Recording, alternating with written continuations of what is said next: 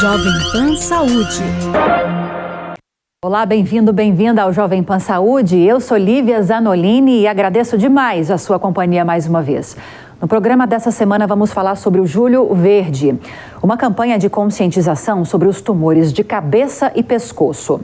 O objetivo principal dessa iniciativa é aumentar o número de diagnósticos precoces e evitar o aumento de óbitos e mutilações graves que comprometam funções vitais dos pacientes, como a fala, a alimentação, a audição, respiração e até a visão. Os tumores de cabeça e pescoço podem demorar a apresentar sintomas e muitas vezes são diagnosticados em estágios já avançados. A campanha de Julho Verde surgiu como alerta para a importância de se cuidar e prestar atenção aos primeiros sinais da doença. É extremamente importante prevenir, melhor diagnosticar e oferecer acesso a tratamento de qualidade aos pacientes. E para falar mais sobre isso, recebemos hoje aqui no Jovem Pan Saúde o Dr. Robson Ferrinho, diretor de defesa profissional da Sociedade Brasileira de Radioterapia. Doutor, bem-vindo, obrigada pela presença. Olá, Lívia, muito obrigado, eu que agradeço aí a oportunidade de a gente estar nesse programa e passar muitas informações de conscientização, né? Assunto importantíssimo, obrigada. Também recebemos o Dr. Lucas Gomes, cirurgião e voluntário da Rede Mais Voz, da Associação Brasileira de Câncer de Cabeça e Pescoço. Dr. Lucas, bem-vindo também, obrigada. Olá, Lívia, eu que agradeço, estamos aqui juntos realmente, obrigado pelo espaço que é muito importante. Teremos aí 30 minutos para falar sobre isso. E além, claro, dos profissionais, participa hoje aqui conosco também o Marcelo Augusto Rocha, de 68 anos. Ele foi diagnosticado com câncer de laringe em 2019, passa pelo tratamento, chegou a perder completamente a voz e hoje participa de um coral no Hospital Aristides Maltês.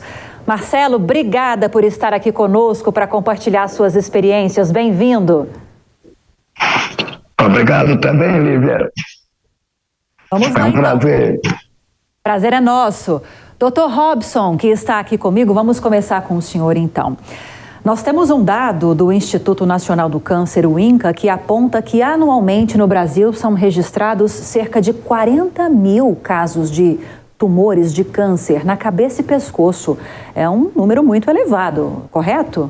Sim, Lívia, ouvintes da Jovem Pan, novamente, obrigado pelo convite. Sim, esse dado é importante, são em torno de 40 mil. A estatística é do INCA, do Instituto Nacional do Câncer, que se baseia nos dados que se tem hoje de bancos de incidência de câncer pelo país. Pode até estar subestimado, porque o câncer não é uma notificação compulsória, como por exemplo foi o Covid.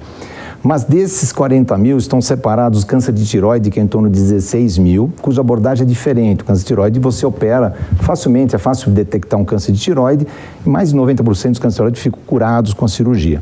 Os outros 15 mil são câncer da boca, que é um tipo de câncer muito chato, de muito vamos dizer assim, sacrifício e sofrimento para o paciente. Em torno de mais uns 7 mil, 8 mil casos novos são os cânceres de laringe que o INCA separa, que é o caso, por exemplo, do Marcelo. Então, mas mesmo que a gente coloca esses cânceres de cabeça e pescoço, que a gente quer que o paciente tenha consciência de fazer a prevenção, são 15 mil de boca e mais 7.800 de laringe. É muita gente realmente. Tem uma relação diretamente com fumo e álcool em excesso, por isso que é importante falar desses tipos de prevenção, né, para evitar esse tipo de doença que pode trazer muito sofrimento. Com certeza, é por isso que estamos aqui hoje. E, doutor Lucas, é justamente para falar sobre isso, né, da importância de se tratar sobre esse assunto, que existe um mês de conscientização sobre os tumores de cabeça e de pescoço. Por que é tão preocupante esse tipo de tumor? Na verdade, como você já falou, são tumores diagnosticados em estadio avançado, mais de 60% desses tumores, e isso pode causar tratamentos mais agressivos, trazer tratamentos mais agressivos com mutilação para o paciente.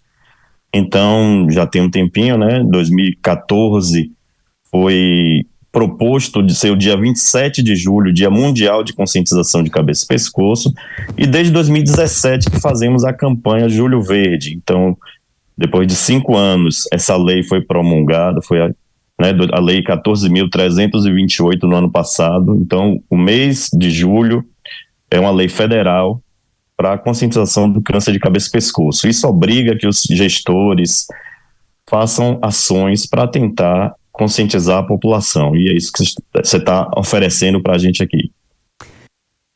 E para isso, para mostrar para as pessoas um caso, um exemplo de paciente que passa por esse tratamento, a gente recebe o Marcelo, que teve o câncer de laringe e está passando pelo tratamento ainda.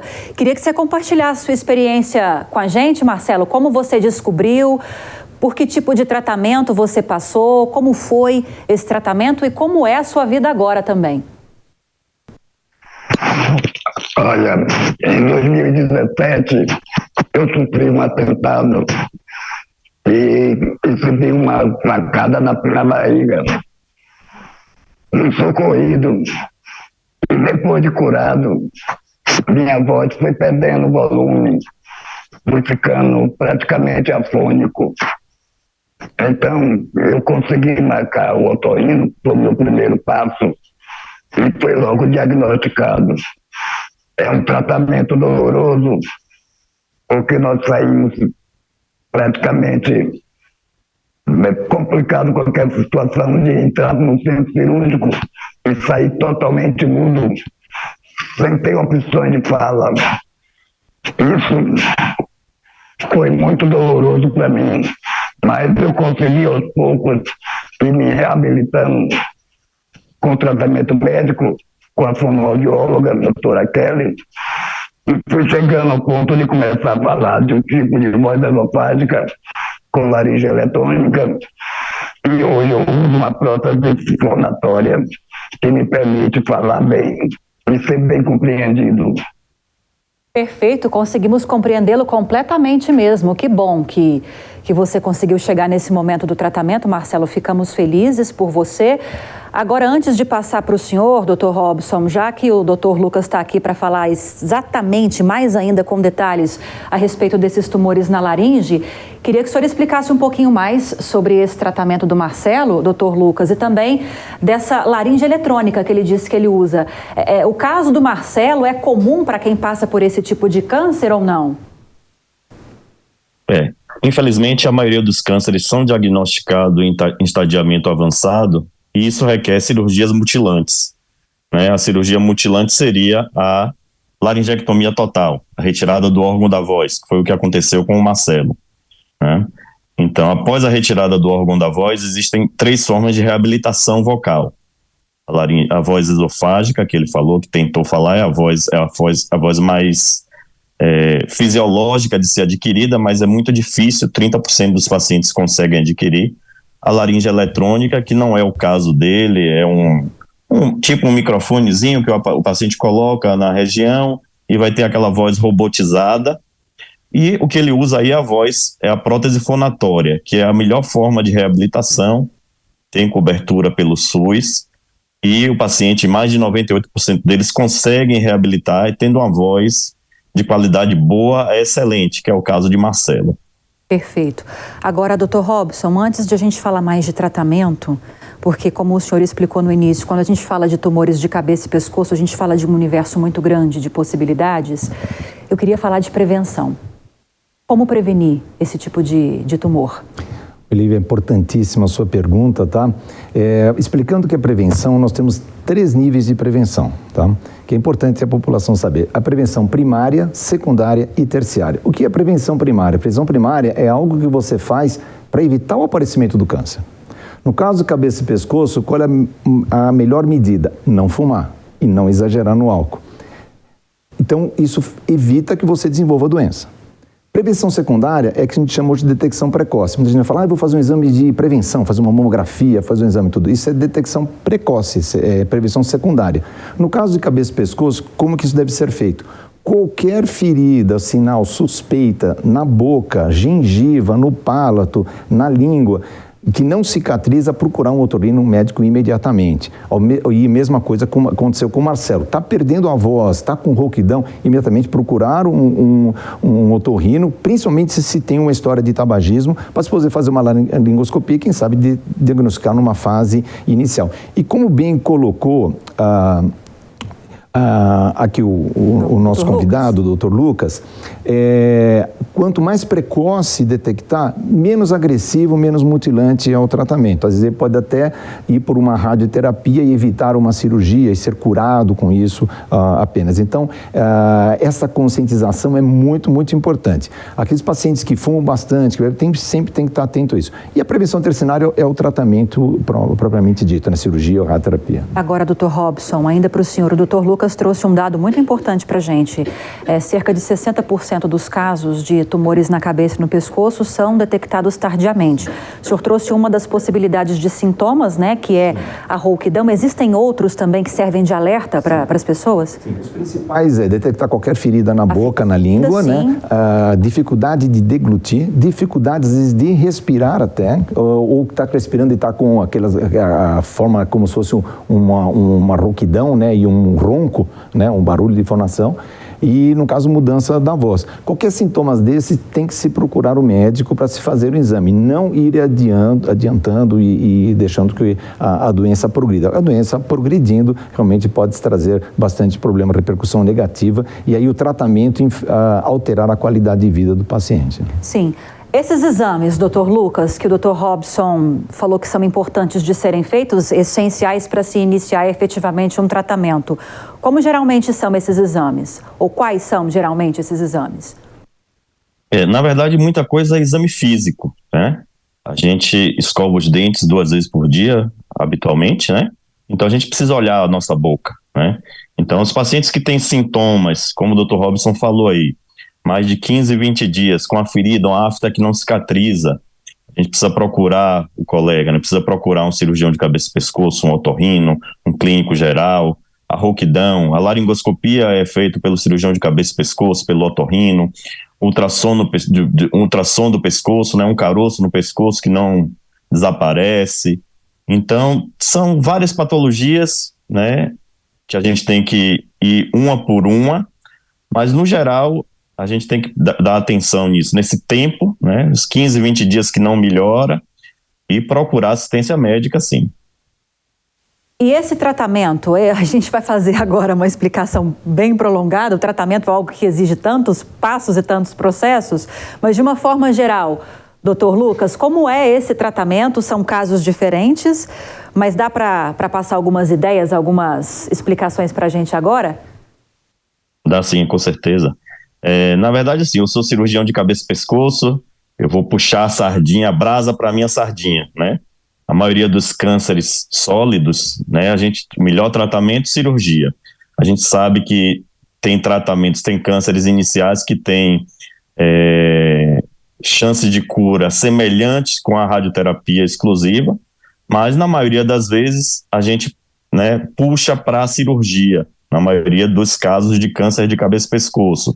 Alguns realmente são tratados exclusivamente com radioterapia ou rádio e quimioterapia, também com boa chance de cura, mas um procedimento cirúrgico, até mesmo que seja para fazer uma biópsia, é essencial. Perfeito. Peço licença aos meus doutores e ao Marcelo para dar as boas-vindas a quem está chegando agora aqui ao Jovem Pan Saúde. Estamos falando sobre o mês de conscientização em relação aos casos de tumores, de câncer, de cabeça e de pescoço, o Julho Verde. E para isso recebemos aqui para nos explicar a respeito desses tratamentos, prevenção, o Dr. Robson Ferrinho, diretor de defesa profissional na Sociedade Brasileira de Radioterapia, Dr. Lucas Gomes, cirurgião de cabeça e pescoço e também voluntário da Rede Mais Voz, da Associação Brasileira de Câncer de Cabeça e Pescoço, e um paciente que está fazendo um tratamento contra um câncer de laringe, que é o Marcelo Augusto Rocha, diagnosticado com esse tipo de câncer em 2019 e que hoje, e agora eu falo com o Marcelo mais uma vez, parece que vive uma vida normal, né, Marcelo? Compartilhe um pouquinho da sua rotina com a gente. Na realidade, a normalidade só aconteceu no pós-cirúrgico, pelo fato de estar sem voz, sem ter como se comunicar, usando uma sonda nasal por mais de 40 dias. Mas depois disso, a minha vida é normal. Eu não tenho nenhum tipo de preocupação. Eu não uso nenhum medicamento para o câncer que foi retirado. Então eu levo a vida 100% normal. Não tenho mais queixas, eu me alimento muito bem, eu durmo bem, não tenho dor e nada disso. Falo à vontade, como eu disse, sou até cantor. Pois é, eu queria saber mais sobre isso, Marcelo. Eu queria saber um pouco mais sobre isso. Esse coral, quando eu ingressei no Aristide Maltese, esse coral estava em andamento. Foi crescendo, aumentando o número de pacientes e fortalecendo. Nós temos um encontro mensal para treinarmos e todo mês nós temos um período de 3 a 4 músicas que treinamos constantemente para apresentações. Inclusive, em novembro do ano passado, o nosso coral participou do encontro de corais do Recôncavo, em Santo Amaro da Purificação, em São Francisco do Conde. Fomos muito bem recepcionados. Uma maravilha. Perfeito. Parabéns mais uma vez, viu, Marcelo? Parabéns. Agora, doutor Lucas, a gente pode falar que o caso do Marcelo é um caso de sucesso? Ou geralmente os pacientes conseguem avançar para ter uma vida normal, como tem o Marcelo hoje? Apesar de a gente ter tudo isso oferecido pelo SUS, né, a gente tem essa reabilitação oferecida pelo SUS, a prótese fonatória e a laringe eletrônica, a gente ainda tem um problema de diversos lugares, diversos hospitais não oferecerem isso. É outra luta que a gente tem, né? O Marcelo passou por um pouquinho dessa dificuldade para conseguir colocar essa prótese. E eu acho que a gente tem que lutar, né? A gente tem que lutar para que todos consigam isso da melhor forma possível e todos sejam reabilitados, né? Todos têm o direito disso aí. Dr. Robson, o senhor tem alguma coisa para acrescentar em relação a esses tratamentos, para esses vários tipos de tumores de cabeça, de pescoço? O Dr. Lucas já trouxe algumas possibilidades aqui para a gente. E queria saber também, o Dr. Lucas falou do SUS, né, da rede pública de saúde, como é esse acesso na rede privada? Também é uma pergunta muito importante, né? Na verdade, tratamento de câncer de cabeça e pescoço envolve 3 disciplinas: o profissional que faz a cirurgia, o profissional que faz as medicações, que é um oncologista clínico, e o médico especialista em radioterapia, que no caso é a minha especialidade. Então, cada tratamento tem sua finalidade de acordo com a situação clínica, de acordo com o estágio da doença que se encontra. Então, o paciente pode ser curado só com uma cirurgia simples, uma cirurgia um pouco mais avançada, e mesmo avançado, olha, uma história de sucesso, né? Uma reabilitação muito bem feita, o paciente voltando, se integrando à sociedade, né? Com um final feliz, podendo ter acesso a tudo isso.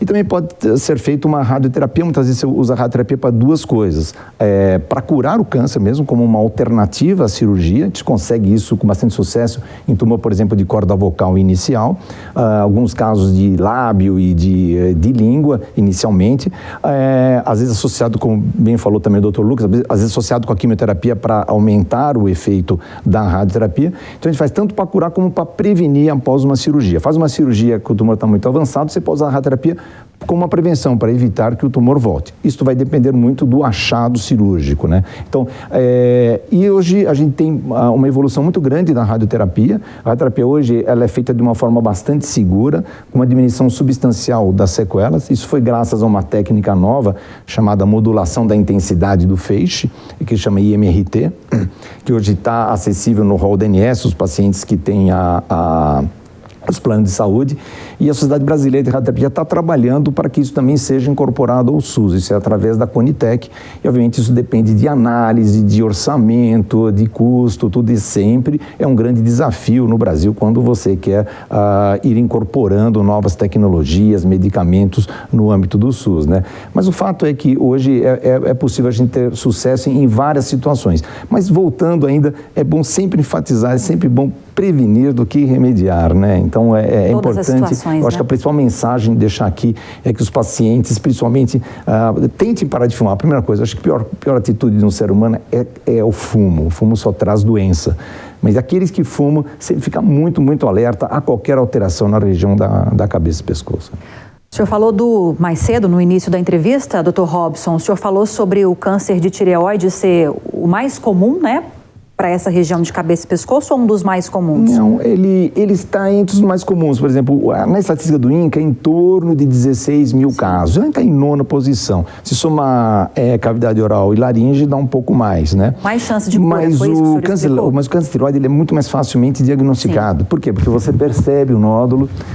Muitos médicos pedem ultrassom de tireoide hoje, né? Então, ao diagnosticar um câncer de tireoide, aí entra o cirurgião de cabeça e pescoço, como é o Dr. Lucas, que ele opera, pega uma fase inicial e ele cura mais de 90%. Então, câncer de tireoide hoje, ele é um dos cânceres mais curáveis que existe, pelo fato da possibilidade de detecção precoce e poder fazer uma intervenção. E muitas vezes, a única sequela que o paciente vai ter é ele fazer uma reposição hormonal de hormônio de tireoide, né? E estar curado, né? Por isso, quando a gente faz essa estatística, tem que separar ainda alguns tipos de câncer de cabeça e pescoço, que uns dão uma repercussão mais negativas do que outras. Né? O fator genético, hoje em dia, pesa muito para esses tumores também, de cabeça e pescoço? Ou o fumo é o que prevalece? Se a gente fala em fator ambiental, o fumo que prevalece. Sim. E o álcool em excesso, né? Existem ainda alguns tumores da região da orofaringe que tem relação com o vírus HPV, mas é um tipo de tumor separado e que tem até um prognóstico melhor.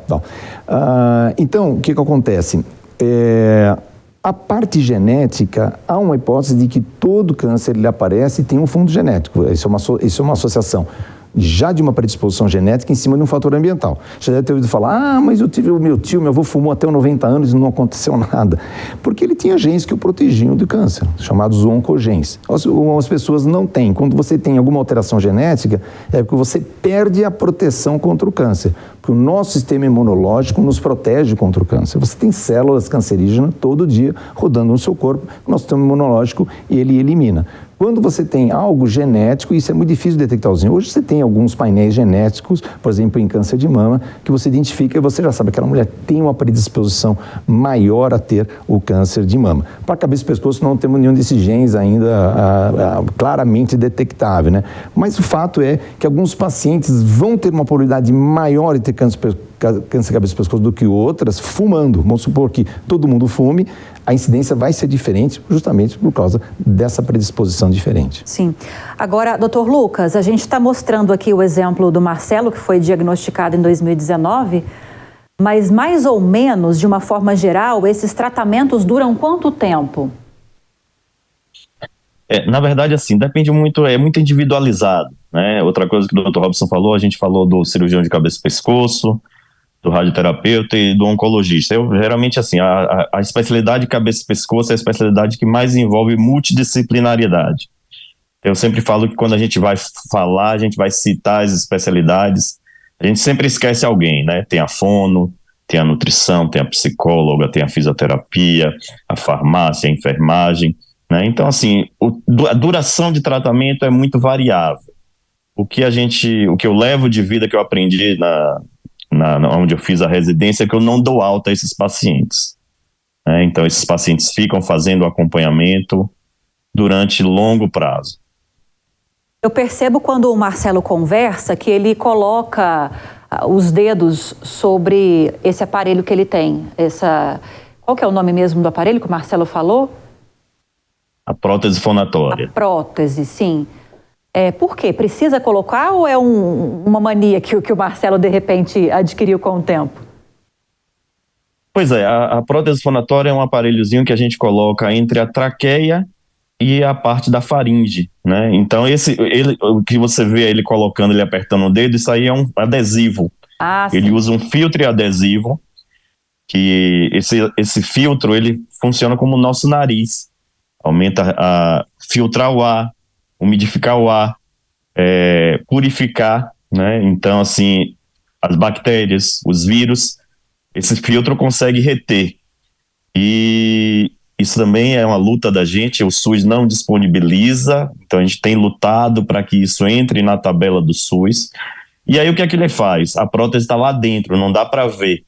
Quando ele tapa, o ar não vai passar mais pela traqueostomia, pelo orifício que ele tem aqui no pescoço. Então, acredite se quiser, né? Ele não tem o órgão da voz, né? Então ele tirou a laringe, né? A gente pensa, como é que você fala sem ter a laringe.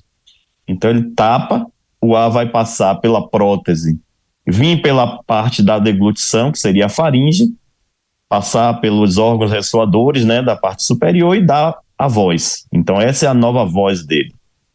Perfeito, ótima explicação. Marcelo, expectativas agora para os próximos anos? O que você planeja?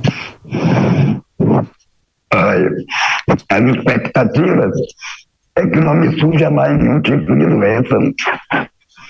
Eu faço acompanhamento com clínica oncológica, com cabeça e pescoço 2 vezes no ano.